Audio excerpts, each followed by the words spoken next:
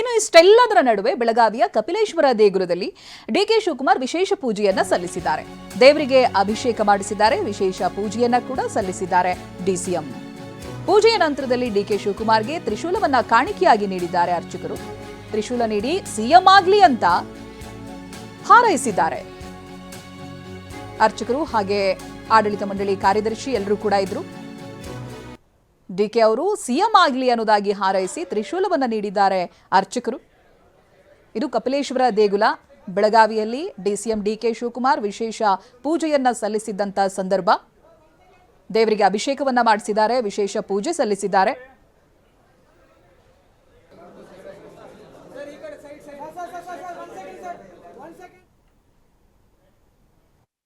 DK Shivakumar ಅವರು ನಮ್ಮ ಇಲ್ಲಿ ಕಪಿಲೇಶ್ವರ ದೇವರಿಗೆ ರುದ್ರಾಭಿಷೇಕ ಮಾಡಿದ್ದಾರೆ.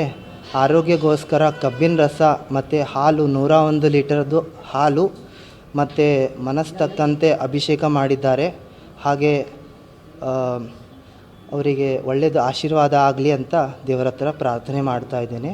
ಅವರಿಗೂ ಕೂಡ ಒಳ್ಳೆಯರಿಗಾಗಿ ಪ್ರಾರ್ಥನೆ ನೀಡಲಿ ದೇವರ ಹತ್ರ. ಎಲ್ಲನೂ ಬಂತು ಅದರಲ್ಲಿ. ಆರೋಗ್ಯ ಬದಲಾಗಿ ಮತ್ತು ನಮ್ಮ CM ಅದಕ್ಕೆಲ್ಲನೂ ಬಂತು. ಒಂದೇ ಸಲ ಮುಂದಿನ ಸಲ ಇದಾಗಬೇಕು ಅದಾಗಬೇಕು ಅದೇನೂ ಇಲ್ಲ.